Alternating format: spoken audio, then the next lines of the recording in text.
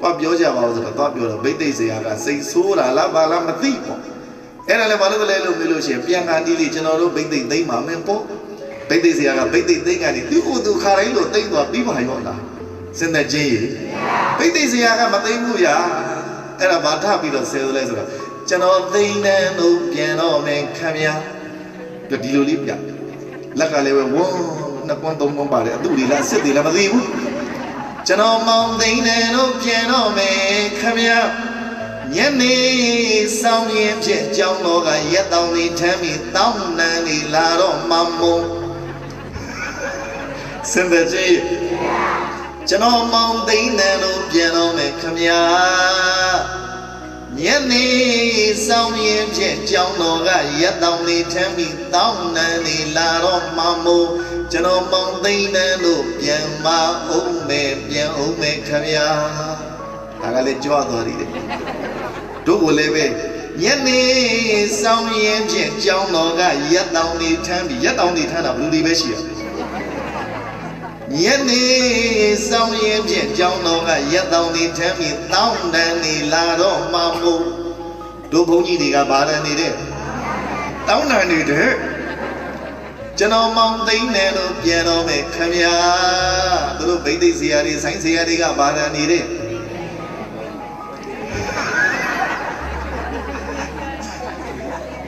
တဘောပါရလားဟဲ့လူတကာနဲ့လူမှာကိုင်လင်းတယ်ဒီလိုမဟုတ်လားအဲ့ဒါနဲ့ဟဲ့ဒီပိတ်တိဆရာတို့တွဲသွားပြီပေါ့ကိုသိမ့်ထိုင်ဒီလားစိတ်ထဲမှာလေးမချင်မရဲဖြစ်တယ်ကဲသူတွဲလက်တွဲပေါ့ညနေဆောင်ပြီလဲဆိုတော့ကဲသူပြောသလိုရက်တောင်ကြီးတွေထမ်းဒီဘုန်းကြီးတွေစီးပြီးကြွတရားဟောတဲ့ဘုန်းကြီးဆိုတော့မျက်စိရှင်းရှင်းထားတော့ဘက်ကလေးဆိုမပြောဒီဝဲတော်ဝဲလန့်ကြည့်လိုက်သူပြောသလိုပဲကျက်ရှာတဲ့လေးထောင်းတာတထောင်တန်လေးက15ရွက်မပြောဒီလေးတွေကပိန်အုံးဒီကမြောက်မြောက်ပါမြောင်မီးမပါလားစင်တဲ့ချင်းညနေဆောင်ရင်ဖြင့်ကြောင်းတော်ကရက်တောင်လေးထမ်းပြီးတောင်းနန်းလေးလာတော့မှမို့ကျွန်တော်သိနေလို့ပြန်တော့မယ်ခမညာဟဲ့ဘုန်းကြီးတို့ကဘယ်လောက်လူပါမင်းတို့လူပါဟမ်ကိုခိုင်း9000လူပါဟို9000ပါလေခင်ဗျာတတိုင်းတော့ည9000စိုက်လူနောင်နေ့တဘုန်းကြီးတွေကြီးညာပြီးသားဖြစ်ကိုခိုင်းလေးတမောပိုင်လိုက်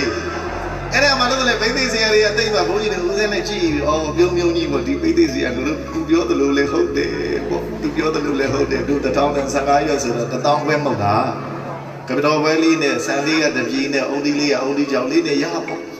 ဦးစင်းတော့တရားဟောတဲ့ဘုန်းကြီးဆိုတော့ပရိတ်တွေပါလေးရွတ်ပြီးတော့ဦးစင်းကနေခဲ့ရတပါးတဲ့ဟောရပေါ့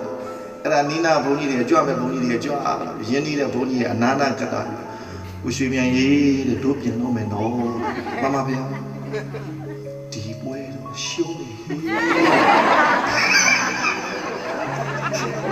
စင်တဲ့ကြီးအနာကပြောသွားတယ်ဘုန်းကြီးဟာအရင်ရှုံးနေလေစင်တဲ့ကြီး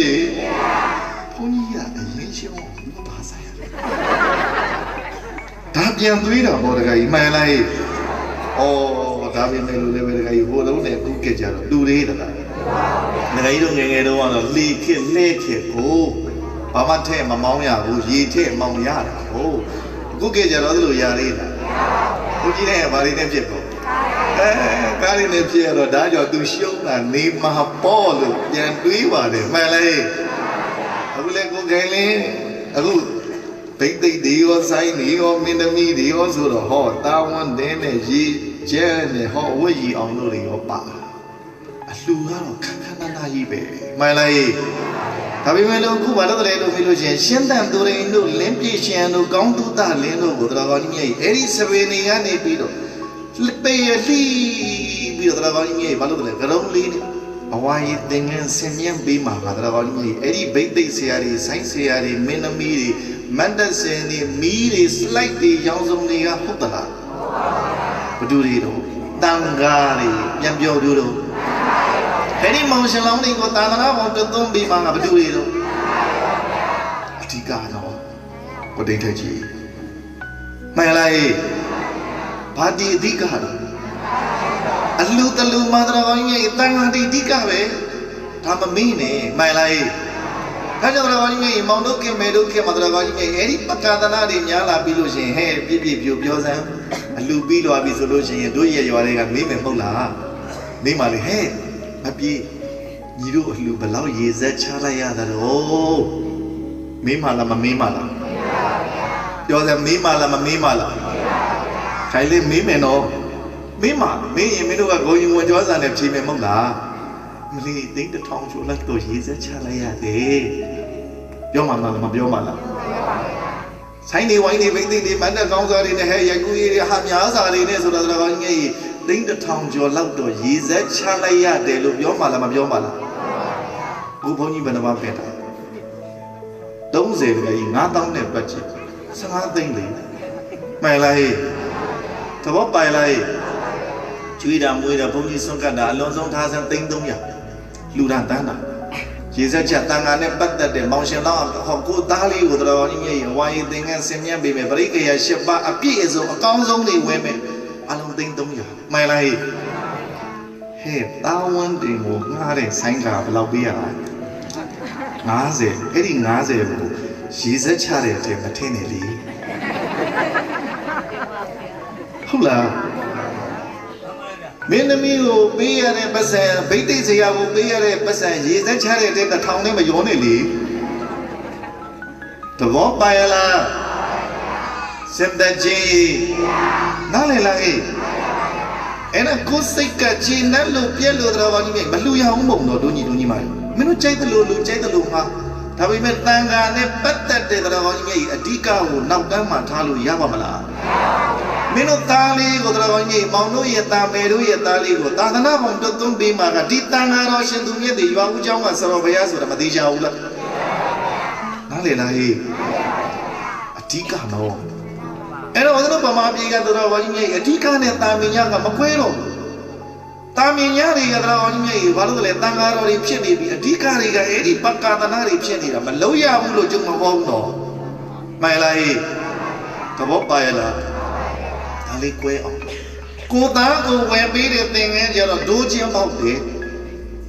ပါတာကဒိုးချင်းပေါက်မြင်ရတယ်သင်္ကန်းလေးကိုကောင်းကောင်းမွန်မွန်ဝယ်ပေးမယ်မရှိဘူးအခုသင်္ကန်းတစ်စုံတော်ကြီးကြီးအခုကျတို့ဝယ်နေတဲ့ဓာတ်သိမ့်ကြော်တယ်မှန်လားဘုန်းကြီးလူမဲ့သင်္ကန်းကျတော့ဘုန်းကြီးစီမသင်္ကန်းကြီးရှိတာမဟုတ်လားပြန်ကဟလေးလုံးလိုက်ပါကျောင်းဘုန်းကြီးကလည်းတချို့နယ်တွေပြောပါတယ်စင်တဲ့ကြီးသဘောပါရလားဒါတွေပြောနေတာတော့ကြီးမြတ်အမုန်းခံပြီးပြောနေတာမဟုတ်ဘူးမုန်းရမယ့်အရာတွေမဟုတ်ဘူးအမှန်တွေကိုလက်ခံရမယ်ဆိုတာမသိကြဘူးလားအဲ့ဒါကပကာသနာတွေမလုံးရဘူးလို့မပြောဘူးလို့ဒါပေမဲ့လို့ရေစက်ချတဲ့နေရာအဲ့ဒါတွေပါလို့ရမလားကိုပေါ်လို့ကိုပေးတာလေပေးတဲ့ဥစ္စာလူတဲ့ဥစ္စာကုသိုလ်ရတာတော့ကြီးမြတ်ဟဲ့ကိုသိမ့်တယ်မင်းသမီးငါလို့ကုသိုလ်ရတယ်လို့ကြားဘူးလားမင်းတို့ပေါ်လို့မင်းတို့ပေးတာလေပိုင်လိုက်စီကားကြီးလိုပဲပြောဘာလိုပဲပြောတော်ကောင်းကြီးမြေပကာသနာကပကာသနာပဲလေသဘောပိုင်လိုက်အဲ့တော့တန်ခါနဲ့ပတ်သက်တဲ့အရာတွေဒီလူဝဲမှာအလူသွားရင်မပွားမယ်အလူသွားရင်မပွားမယ်ကုသိုလ်ပွားရမယ်ဆိုတာမသိကြဘူးလားဘုလုံးကတော်ကောင်းကြီးမြေတရွာလုံးကဟေ့တကယ်ချင်းတို့နေပဲတခွန်းမုတ်တကယ်စင်ဘုလုံးကရှစ်ခွန်းကမဲ